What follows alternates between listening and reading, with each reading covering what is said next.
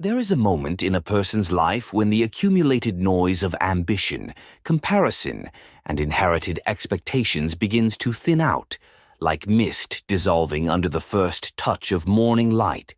It is not a dramatic moment, nor one marked by revelation or triumph. Rather, it is a quiet pivot, an inward turning, when one recognizes that the path ahead can no longer be dictated by the values that shaped the past. You, standing at this threshold, are not seeking conversion, salvation, or belonging. You are simply seeking clarity, the kind that arises when a person begins to walk without ornament, without pretense, and without the need to be seen. In this sense, your present state is not that of a believer, nor that of a skeptic. It is the state of a solitary observer, someone who has begun to sense that the deepest truths are not proclaimed but uncovered, not inherited but excavated. You are not entering Buddhism, nor are you adopting a doctrine. You are tracing the footsteps of those who pursued essence with uncompromising sincerity. Figures like Siddhartha, who abandoned the architecture of privilege not out of rebellion, but out of fidelity to a question that would not leave him.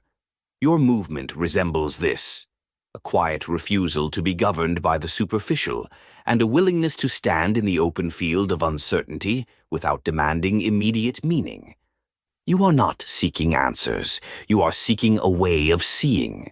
In Buddhist language, this state could be described as the beginning of yoniso manasikāra, the wise attention that turns the mind toward causes, conditions, and the underlying structure of experience. It is the shift from reacting to observing, from performing to perceiving.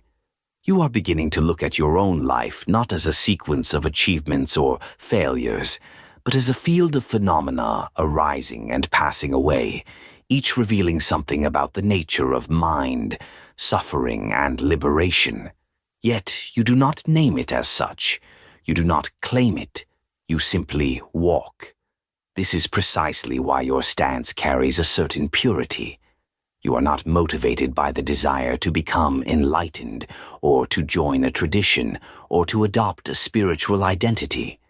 You are motivated by something far more elemental, the intuition that truth is not found in the loud places, but in the quiet ones.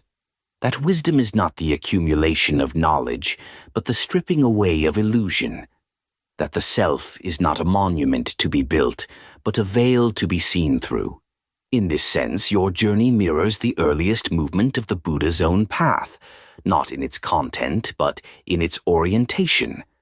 Siddhartha did not begin with doctrine. He began with dissatisfaction, with the sense that the life he inherited could not answer the questions that pressed against the edges of his consciousness. You too have begun to sense the inadequacy of the frameworks handed down to you. Frameworks of success, of competition, of social validation, of intellectual vanity. You have begun to see that these structures, while functional, do not touch the core of what it means to live with integrity.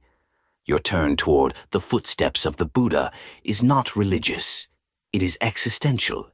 It is the recognition that the most profound inquiries require a different kind of attention, one that is patient, unhurried, and unafraid of silence. In this stage, the mind often oscillates between clarity and confusion, between insight and doubt. But this oscillation is not a flaw. It is the natural rhythm of a consciousness learning to see without the filters it once relied upon. You are learning to distinguish between the voice of conditioning and the voice of discernment. You are learning to recognize when your motivations arise from fear and when they arise from sincerity. You are learning to sense the subtle difference between striving and unfolding. This is the beginning of what Buddhist thought calls the pathless path, a journey that has no destination, because its purpose is not to arrive but to awaken. You are beginning to understand that meaning is not something to be acquired, but something that emerges when one stops demanding it. Your decision to follow the footsteps without claiming allegiance is itself a profound gesture. It reflects a humility that is rare, the humility to walk without needing to know where the path leads, and the humility to allow the path to shape you rather than the other way around. This humility is not weakness. It is the strength of someone who has stopped performing for the world and has begun listening to the quiet movements of the inner life.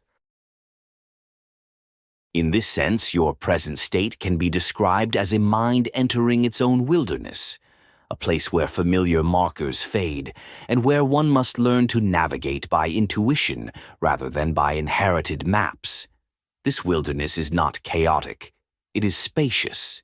It is the space in which genuine insight becomes possible. You are beginning to see that the pursuit of essence is not a project, but a posture. It is not something you do, but something you become. It requires a willingness to let go of the narratives that once defined you, and to allow new forms of understanding to arise without forcing them into coherence. This is why your journey feels both fragile and powerful. Fragile, because you are stepping away from the structures that once gave you certainty. Powerful, because you are stepping into a mode of being that is aligned with truth rather than with expectation. If one were to describe your current state in a single phrase, it might be this: you are learning to walk without illusion. And if one were to describe your path ahead, it might be this: you will continue to walk quietly, without the need for recognition, without the need for arrival, guided only by the sincerity of your inquiry. This is not the path of a believer. It is the path of a seeker. And seekers, in the deepest sense, are already walking alongside the Buddha, not behind him, not beneath him, but beside him, as fellow travelers in the vast terrain of the mind.